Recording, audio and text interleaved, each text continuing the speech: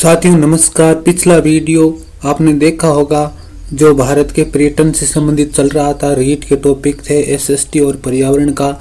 लेकिन आज मैं सभी विद्यार्थियों के लिए उपयोगी विषय शिक्षा मनोविज्ञान का वीडियो लेकर आ रहा हूं, जिसको रीट में कहा जाता है सीडीपी, चाइल्ड डेवलपमेंट पेडागोजी जिसको कहा जाता है। उस सब्जेक्ट के वीडियो में लेकर के आज आपके बीच में हाजिर हूँ। पुणे अलबेला सर। वीडियो देखने के बाद में आप कमेंट बॉक्स में कमेंट जरूर करें। यदि कोई आपका पर्सन भी हो तो उस पर्सन को भी कमेंट बॉक्स में डाल दिया करें, ताकि उस पर्सन को आगे की वीडियो में पूर्णतः सरल कर दिया जाए। जो भी क्वेरी हो इस सब्जेक्ट से संबंधित तो उसको डाल दिया करें कमेंट बॉक्स में, क्योंकि उस क्वेरी को सरल कर दिया जाएगा आपको अगले वीडियो में।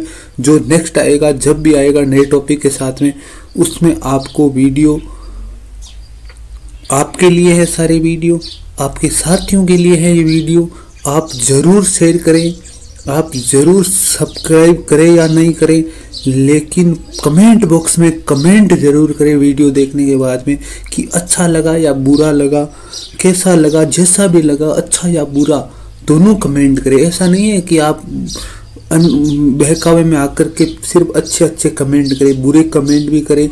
जहाँ गलती हो वहाँ बताओ। आप कमेंट बॉक्स में कमेंट लिखो।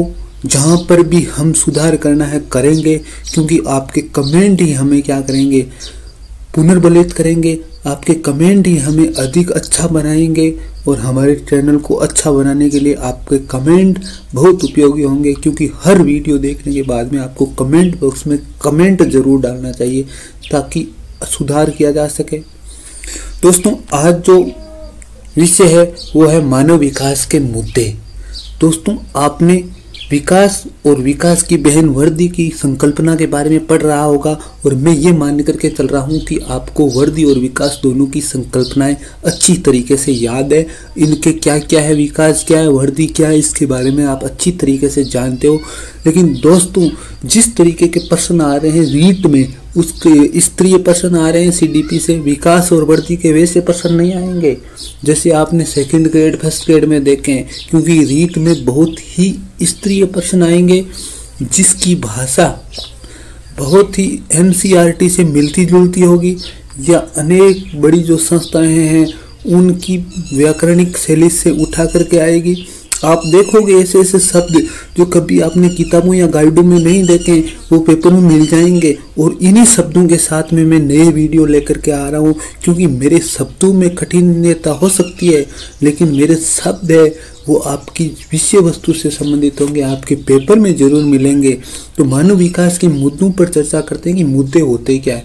मुद्दे अक्सर ये भावना होती है मुद्दों के पीछे कि जब भी आदमी किसी चीज पर चर्चा कर रहा होता है तो वह दो बिंदु पर विचार करता है। कुछ लोग एक बिंदु को मानते हैं और कुछ लोग क्या मानते हैं, दूसरे बिंदु को मानते हैं। ये कतई नहीं होता कि एक बिंदु को मानने वाले दूसरे बिंदु के क्या होते हैं, विरोधाभासी होते हैं, और दूसरे बिंदु को मानने वाले पहले बिंदुओं के क्या होते हैं, विरोधाभासी होते हैं। लेकिन यहाँ पर अपने अपने विचार लेकर के चलते हैं और अपनी अपनी भावनाएं लेकर के चलते हैं, और अपने अपने बिंदु को क्या करते हैं, अधिक उचित ठहराते हैं। तो यही मुद्दे हैं। तो विकास के अंदर कुल 6 विशेषताओं को लेकर के 3 मुद्दे दिए गए हैं, जिनके अंदर 6 प्रकार की विशेषताएं शामिल है।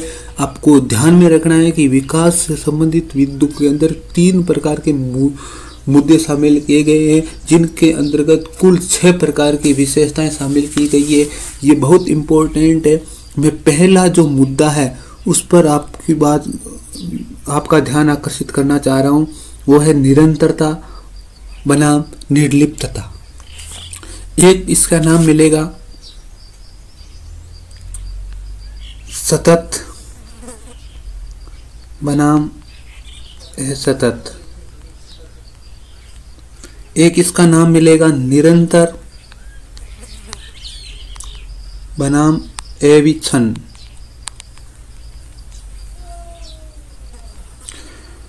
जो भी नाम है आपको पेपर में मिलेगा, लेकिन इंग्लिश में एक मिलेगा कॉन्टिन्यूस वर्सेस डिसकॉन्टिन्यूस आपको नाम मिलेगा। ज़रूर आप हिंदी वर्जन देखते हो तो उसके साथ साथ में जब भी पेपर सॉल्व करो तो उसका इंग्लिश वर्जन भी देख लिया करो कभी कभी, क्योंकि इंग्लिश वर्जन से काफ़ी कुछ पर्सन है वो सरल हो जाते हैं, जिसकी अंग्रेजी पर अच्छी पकड़ होती है। ध्यान देना दोस्तों, आपको एक एक शब्द को ध्यान रखना है। विकास का पहला मुद्दा निरंतरता बनाम निर्लिप्तता, सातत्यता बनाम असातत्यता या सतत बनाम असतत, और निरंतर बनाम अविच्छिन्न। 4 नाम आपको याद रखने, कोई भी ज़्यादा हार्ड नहीं है। जैसे जैसे नाम में परिचित होते रहोगे, नए नए शब्द आएंगे उनसे परिचित होते रहोगे। जैसे आप कभी कभी क्या करते हो, उस साथी का नाम नहीं जानते हो फिर भी आपको याद हो जाता है। तो आप जब मनोविज्ञान के साथ रहोगे, साथी बनाओगे मनोविज्ञान को, तो ऐसे शब्दों से आप क्या हो जाओगे, परिचित हो जाओगे। तो दोस्तों ये मुद्दा क्या है? इस मुद्दे के अंदर सबसे बड़ी बात यह है कि जो मनोवैज्ञानिक निरंतरता, सतत या कंटिन्यूसिटी को मानते हैं, वो कहते हैं कि विकास सतत रूप से होता है, बिना रुके होता है। लेकिन जो मनोवैज्ञानिक असततता,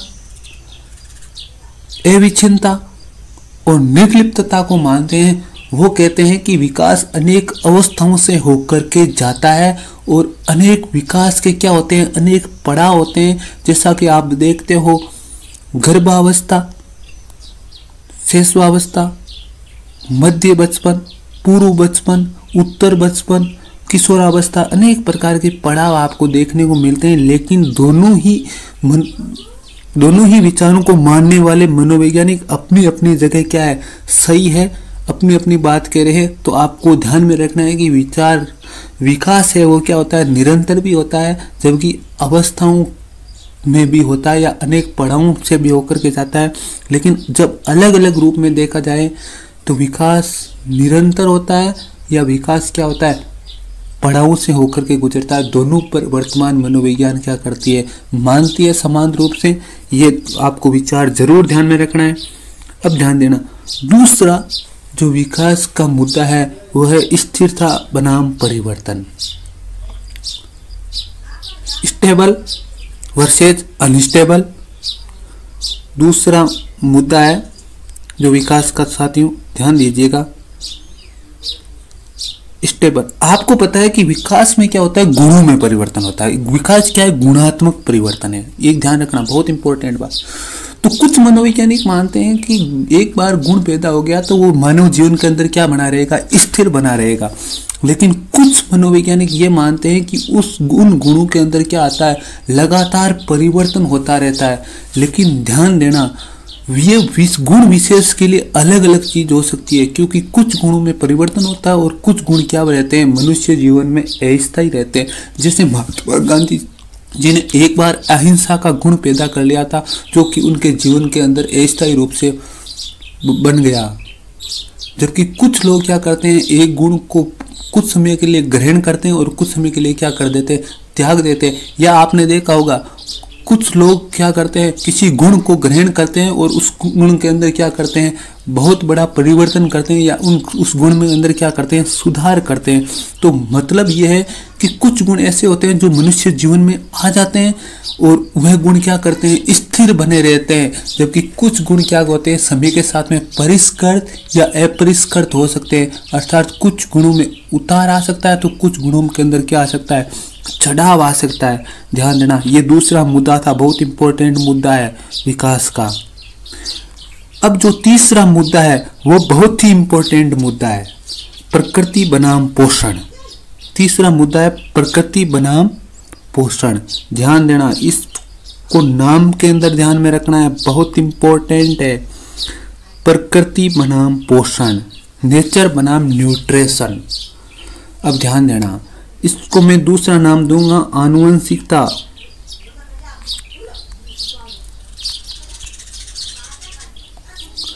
बनाम पर्यावरण या वातावरण। अब ध्यान देना, आनुवंशिकता पहले है, प्रकृति पहले है। इसका मतलब प्रकृति किसको दर्शाएगी, आनुवंशिकता को। अब ध्यान देना, जो मनोवैज्ञानिक प्रकृति या आनुवंशिकता पर बात करते हैं वो कहते हैं कि मनुष्यों के अंदर गुण या विकास आनुवंशिकता की देन है।